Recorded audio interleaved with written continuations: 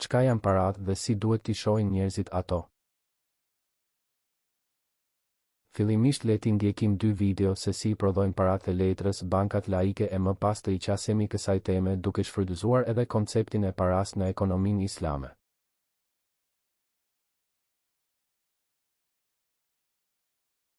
Në këtë video flet një ekspert laik i parasë së letrës, por që e kundërshton fuqishëm këtë sistem mashtrues. The greatest scam on earth. Thomas Jefferson said, "I believe that banking institutions are more dangerous to our liberties than standing armies. If the American people ever allow private banks to control the issue of their currency, the banks will deprive the people of all property until their children wake up homeless on the continent their fathers conquered." Jefferson's warning is already here. 40 million Americans are living on food stamps. Millions more are now homeless, living in tents, all because of one institution, the Federal Reserve System. The Federal Reserve is a group of private bankers who have stolen the money creation process from the American people. Most people still believe the Fed is an agency of the government working in our best interests. It is not. There is no greater form of evil in the world today, so let's explore the banking scam. None of us have ever been taught anything about money. The reason is to prevent us from learning the truth that money is a trick and money is a trap. When solving any crime, there's a universal truth: follow the money, but with the banking scam, follow it backwards. Where does money come from? The world's money supply is always growing. Where does all the new money keep coming from? Money comes from privately controlled global banks like the Federal Reserve System. They create money every day, which increases the world's money supply. Because all banks are either owned or controlled by private bankers, the real question is, how do private bankers create new money? And the answer is they create it out of thin air. Bankers create money out of nothing. They make it up. It is a fiction. Wow. God-like power to create something of value out of nothing. A stroke of a keyboard and money is created. In fact, only 3% of the world's money is even in the form of bills and coins, which means 97% of all money in the world is just numbers typed on a computer screen. This is part one of the banking scam. Money is created out of nothing. The second part of the scam is this phony money is issued as debt. What is debt exactly? Well, when you consider we work our whole lives to pay it off, you could say debt is slavery. But whose debt is this phony money? It's our debt, all of it. It's our debt when we use credit cards, we get student loans, borrow money for mortgages, all bank borrowing. And it's our debt, again, when the government borrows, which is each and every day. In today's world, money is debt, and debt is money, and don't forget the interest charges. Money equals debt, and debt equals slavery. Therefore, money equals slavery. Our monetary system is a carefully concealed system of slavery. Why? Because our government can create the same money for free with no interest charges, just like they used to, as the Founding Fathers designed it inside the United States Constitution for our protection against private bankers. The third part of the banking scam is very evil.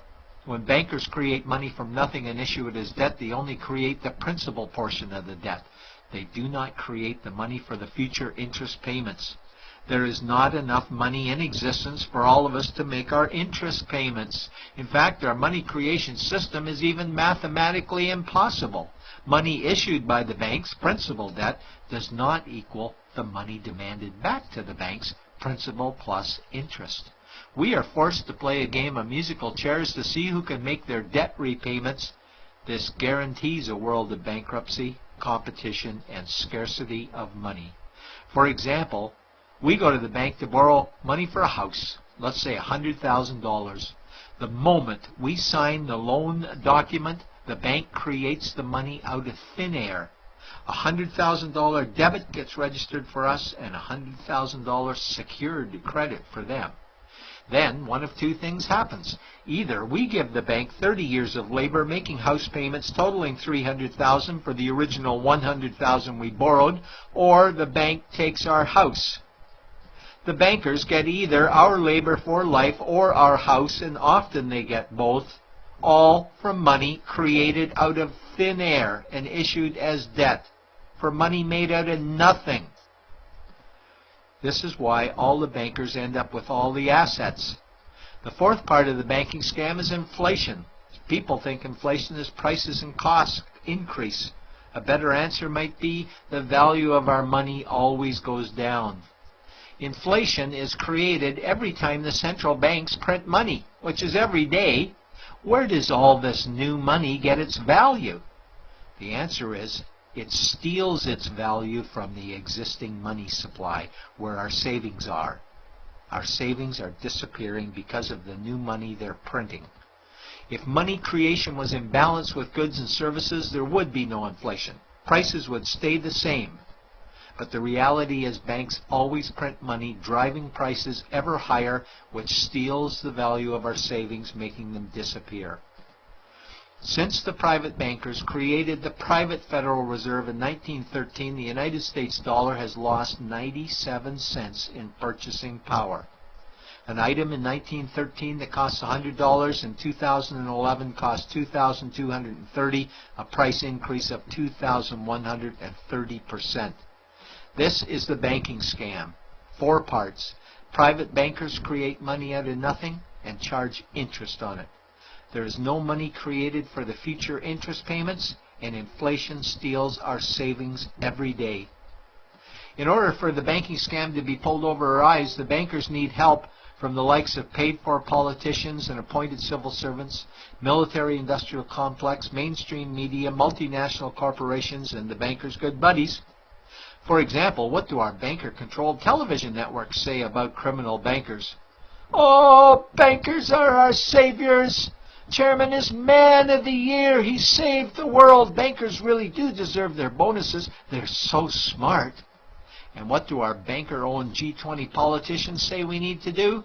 That we must save our banking system, and now we need austerity measures, like increasing existing taxes and bringing in new taxes, cutting our social programs, including education and health care, stealing from our pension plans while increasing the retirement age, keeping us working for more years at lower wages while placing our children and grandchildren in debt and servitude for their future lives. We are being lied to that we must go deeper in debt for bailouts, stimulus packages, quantitative easing, saving the too-big-to-fail banks, credit easing, currency interventions, all names that mean the same thing, more debt to us. Is it not strange that the solution to too much debt is always more debt to us? And where is all this money going? It's going to the banks and to the bankers. They are stealing our money right now. 0.1% of the world's population owns 2/3 of the world's wealth.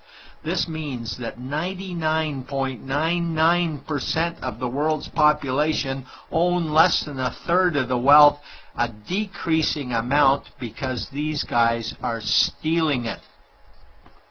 We desperately need to wake up to the banking scam. It is time for change. To retake control of our money system, we must stop supporting the banking scam. Lincoln said the government should create all the currency and credit needed to satisfy the spending power of government and the buying power of consumers. Money will cease to be master and will then become servant of humanity. And Jefferson said the issuing power of money should be taken from the banks and restored to the people to whom it properly belongs. It's a pyramid scheme. And we, the people, are the bottom layers of the banking pyramid. Without our support, the banking scam collapses. We have to do it ourselves. Wake up, get active, wake others, remove our money from the bank. Buy gold and silver coins, get out of debt, rip up your credit cards. These actions will bring down the banking scam. Only vote for politicians who support debt-free money, or run for office yourself, and turn off mainstream media to search for the truth while you still can. and support every effort to end the Federal Reserve System and all the privately owned central banks. Let's bring these criminals to justice to get our money and our countries back before it's too late.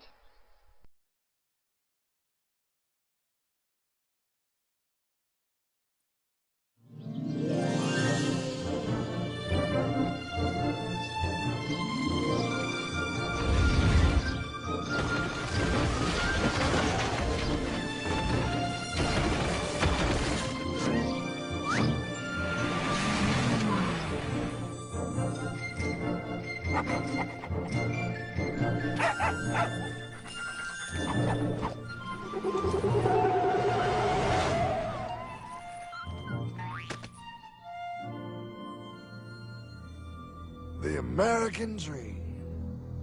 There's a reason they call it a dream. Who's there? Cock-a-doodle-doo, pal.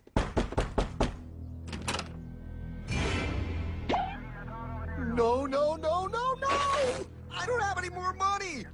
My job sucks right now, please! I'll have more money next month!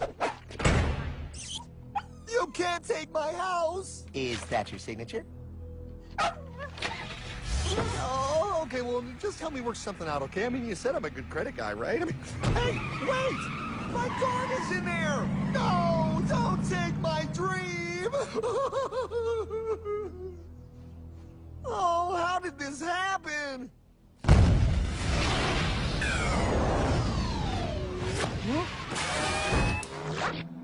Hardman? Is that you? It's been a long time since the 4th grade.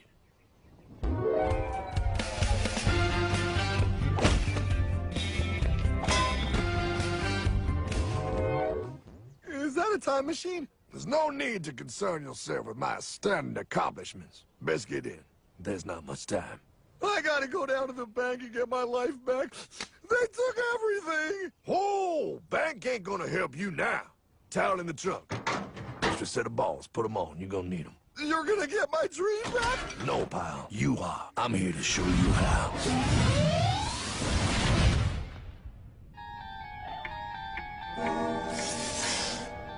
Submitted for your approval. 1. First National Bank.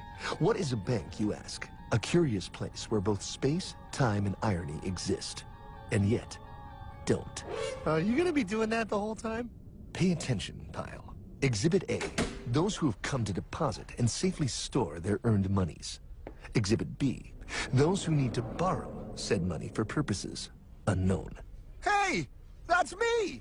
Ergo, Exhibit C. The bank only has so much money in the vault to lend out to people such as you. Hey! Hey, that's the guy! He took my house! Really screwing my vibe here, pal. Space-time continuum. He can't hear you. Just let me narrate. Now, where was I? So you see, by the time he got to you, pile, his bank was out of money.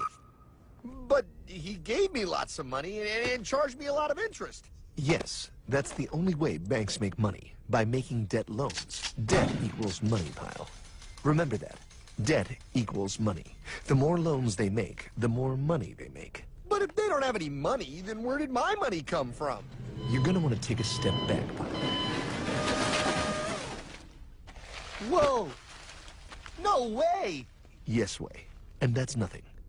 Hey, buddy, need some money? They didn't do that! Oh, they did exactly that, pal. Remember, banks make money by making loans, by selling debt, even to bad credit risks. Yo, have some money, dude. Just sign here. Oh my gosh! They called it free money. Yeah, that's exactly what my loan guy told me. Free money! But it ain't free. The worst part was offering money to people who don't even need it. People, pal, like you. You're right. I didn't need him. I was happy here. I didn't need it.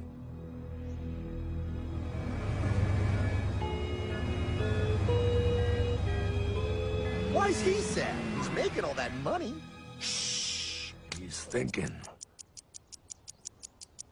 Now wait for it. Now wait for it. Bingo.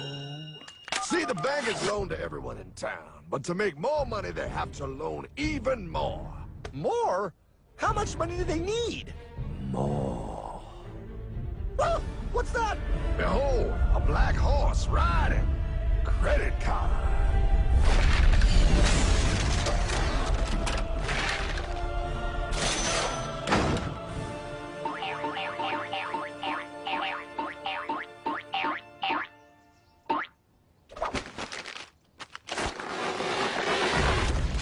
Wow, look. I mean, it's gonna be okay. Everything's gonna be okay. What now? Now, with power with all this money, we might as well party.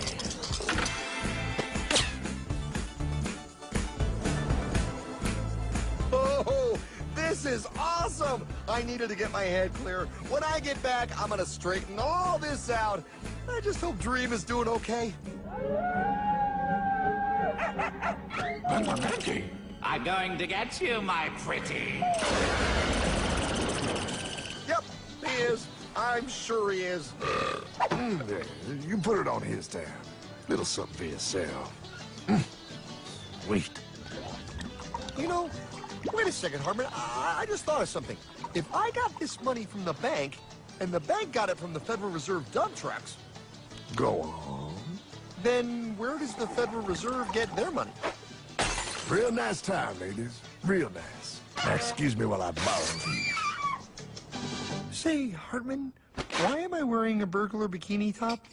Because no one is allowed inside the Fed. Not you, not me, no American citizen, no duly elected member of our Congress, not the Supreme Court. Not the Supreme Court? Not the Supreme Court, not the Justice Department, not the CIA, DIA, FBI, ATF, BTE, NBC, not even G.O.D. Well, how come the government isn't allowed inside its own building? Government. Pile, the Fed is a private bank owned by private stockholders. Do not let the name Federal fool you. This place is about as federal as Federal Express. A private bank? But private? Shh. Best to keep your voice down, pal. This is Ethan, Federal Reserve. Hey, Eth, Bill here, First National. Hi there, Bill. How are you? Good, good. We're running a little low on money. No problem. How much you need? Oh, how does 20 million sound? What? Excellent. We'll ship it over first thing tomorrow. Wait, he can just call up the Fed and ask for more money and they give him whatever they want? No, pal. The Fed don't give the banks money. The Fed loans the banks money. The banks have to pay it back with interest. Now, come on. Time to go. Wait. I still don't understand. Where does the Fed get their money? I mean, if they're a private bank. You said they're a private bank, right? Okay, so who puts money into the Fed bank? This is Mel, United States Mint. Hi, ML. First National needs another 20 millies. We're already running the presses full steam here, Ethan. Gotta keep making loans. Gotta keep the money flowing. All right, you're the Fed. Whatever you guys say. 20 million more by morning. But I don't get it. What's so wrong about the Fed printing money? Because it's unconstitutional, pal. Our Treasury is supposed to create our money, but now the Fed controls the printing of America's money. Nobody gets a friggin' dollar that the Fed didn't print. So, they print the money, then they loan it to the government, then they charge the government interest, then the government taxes you to pay for it. Wake up, pal! God, I don't see what the big deal is. You know, you're right, pal. Wait a minute. Wait, I am? Yeah. I forget how effective they are at keeping you ignorant. Well, that's okay. Hey, I'm not ignorant. Do you even know what money is, pal?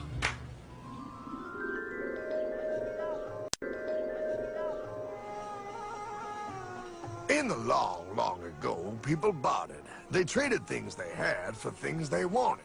I'll trade you my raspberries for that there pot pie.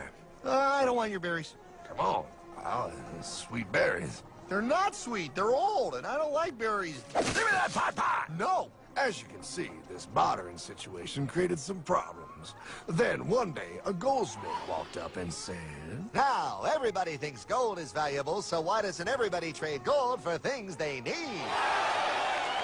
price was set for gold, and now it was very easy to conduct commerce because people could trade gold for all the things they needed. Hartman! Wow, look at all my gold! Hey! Hey, stop them! That's my gold! Damn thieves! Say there, Pyle. I've got a vault and some guards. I can keep your gold safe for you. For a small fee. Yeah, sure, that'd be awesome. You see, Pyle, this is how the first bank made money. There you go, Pyle. I owe you 100 gold coins. Okay, great. Come back anytime and redeem your gold when you want it. It'll be right here, in my vault. Now you're holding the very first paper money, Pyle. Wow, this is great. It all makes sense. Oh, that's right. It was good, and everybody started using IOUs because everybody knew the IOU was as good as gold. Wow, this candy is really a good price. 1 IOU. I'm getting some more for later. Hey, wait a minute. It was just 1 IOU. 10 IOUs for chocolate? You can't just raise prices like that. Oh, the Candyman can. Oh, the Candyman can. Wait, that is just frickin' wrong. It's called inflation, Pyle. It makes your IOUs worth less and less until they are worth nothing. Less bang for the buck. Dollar ain't what it used to be. But I worked hard and I baked all those pot pies. Now I have to work harder to make less? That's not fair. Oh, if you think that's not fair, you're gonna love the next part. What's he doing? How do banks make money, Pyle? By making more loans? Oh, that's right. He's good. See, he prints more IOUs without any more gold, loans them out for interest, makes a pretty penny, and nobody is the wiser. Unless everybody wanted their gold back at the same time. No. That's my gold. Not anymore. What are you talking about? I'd like to redeem my IOUs, please. Thank you very much. Hey! No! I want my gold back now! Thief! Thief! Gotta love the bank run, bringing people together. See, they all found out he was stealing, made a run on the bank, and demanded their gold, but as you can see, there ain't no gold to get. Hartman! Don't worry, Pyle. Back in these times, vengeance will be yours. 3 things in this world you don't do. Never mess with another man's woman. Never mess with another man's ego. And most importantly, you never mess with another man's money.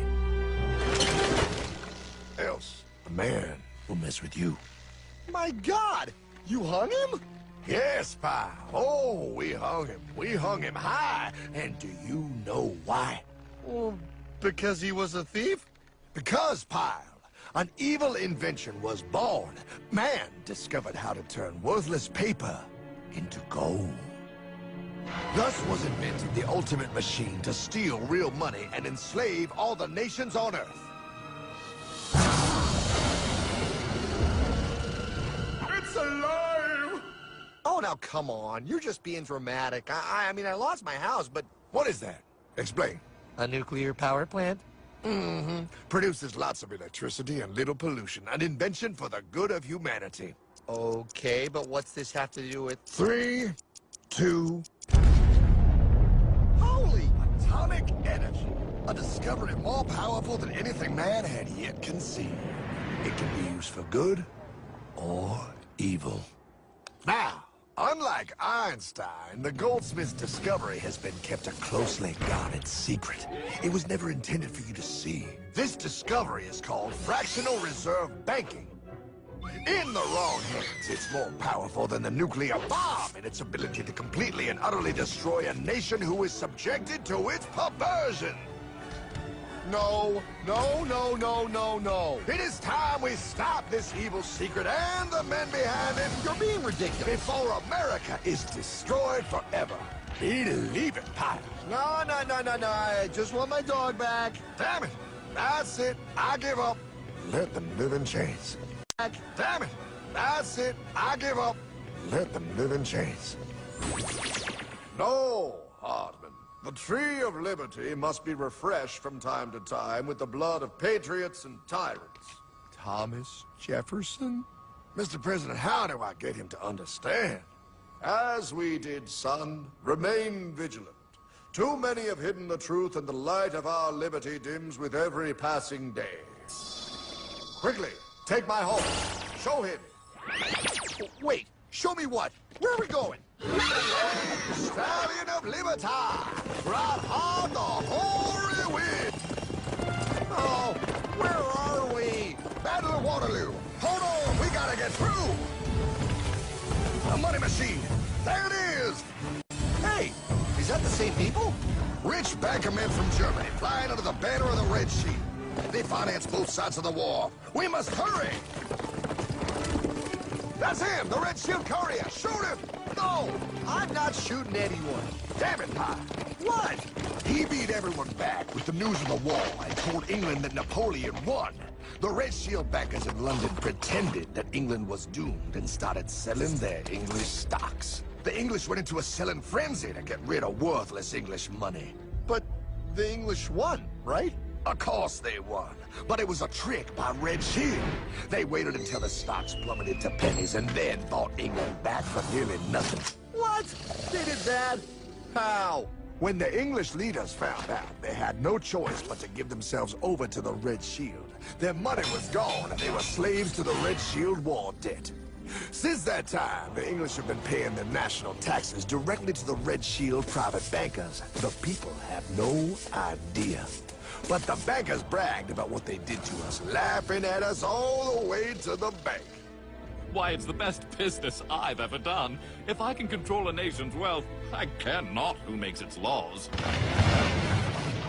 Oh, is this what Jefferson wanted to show me? No, Pyle. Look.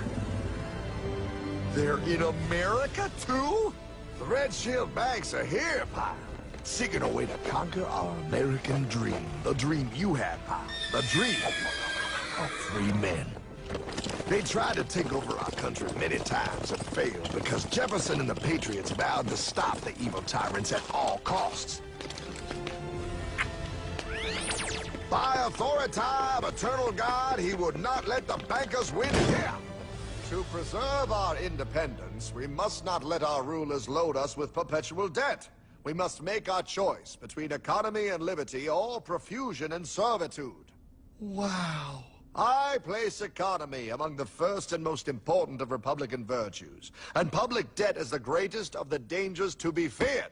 It is incumbent on every generation to pay its own debts as it goes. We must have a central bank to secure this country's finances. If the American people ever allow private banks to control the issue of their money, first by inflation and then by deflation, the banks and corporations that will grow up around them will deprive the people of their property until their children will wake up homeless on the very continent their fathers conquered.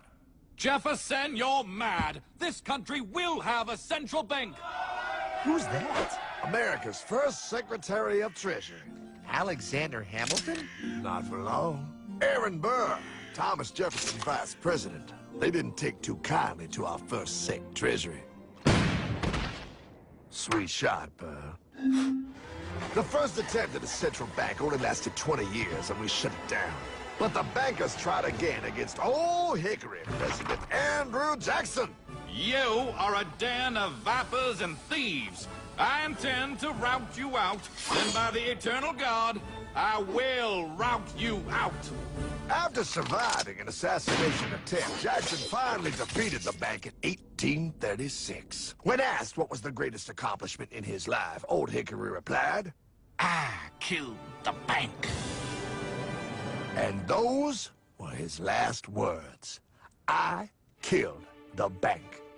And with real money backed with real gold, our country experienced the greatest boom in any nation's history. Oh, it was beautiful, pal. But the bankers, greedy for more power and wealth, were concocting their most ambitious plan yet to once and for all take control of the finances of the United States. In 1910, a secret meeting was held at a J.P. Morgan estate on Jekyll Island off the coast of Georgia. This meeting was so secretive, so concealed from government and public knowledge that the 10 attendees used code names.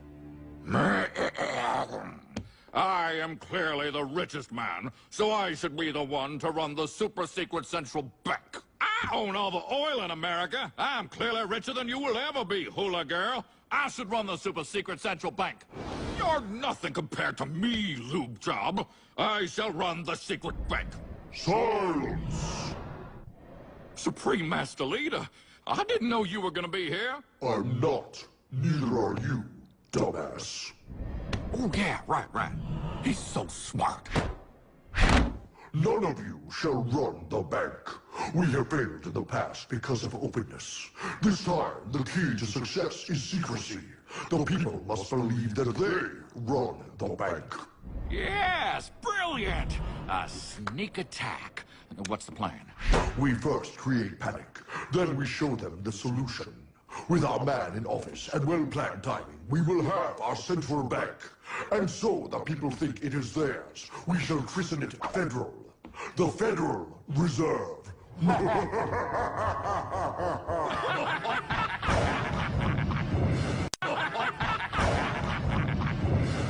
They struck on December 23rd, 1913. When most of our Congress were at home eating fruitcake, these bastards, I mean bankers, presented their treasonous act to their newly elected accomplice, Woodrow Wilson, who had fortuitously already agreed to sign it before he was even elected. Wait, the IRS? I thought we always had the IRS. No, pal. They did this to us too. The Fed now has the exclusive power to print America's money. They loan this money to our banks and our government at interest, putting immediate debt on our own money, printing more and more, so each dollar they print becomes worth less than the one before.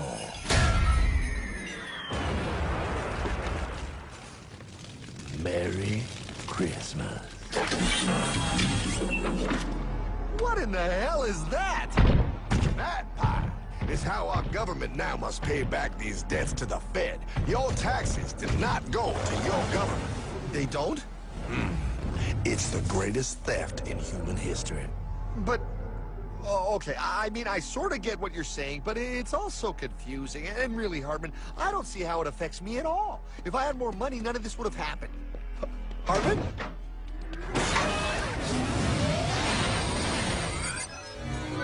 1955? Wow, what are we doing here? Oh, a little bit of shopping. Here, hold this.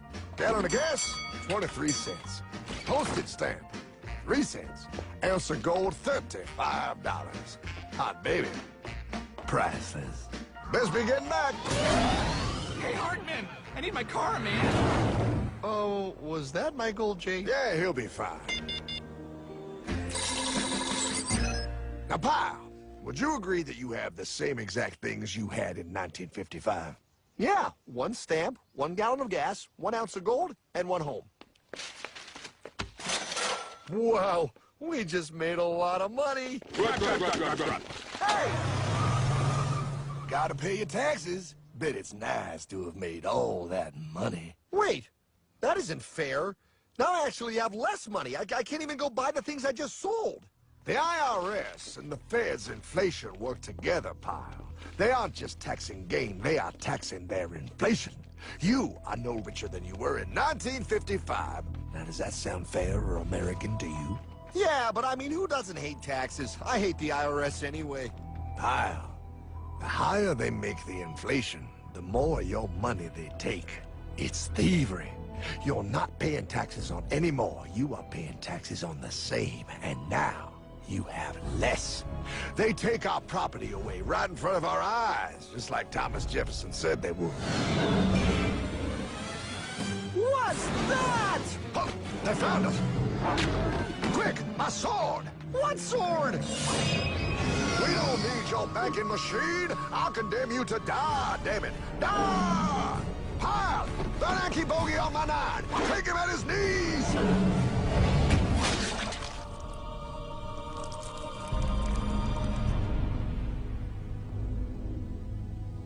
For we are opposed around the world by a monolithic and ruthless conspiracy that relies primarily on covert means for expanding its sphere of influence. What's happening? Where am I?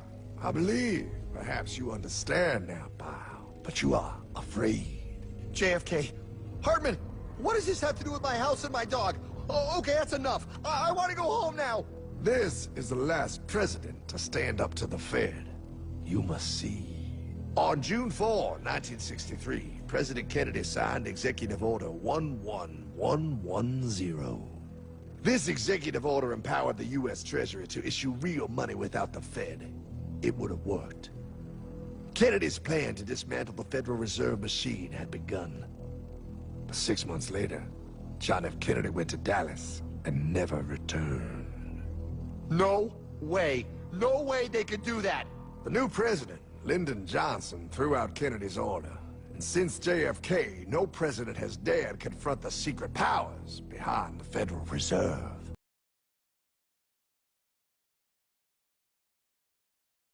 Biggest scam on planet Earth is a job.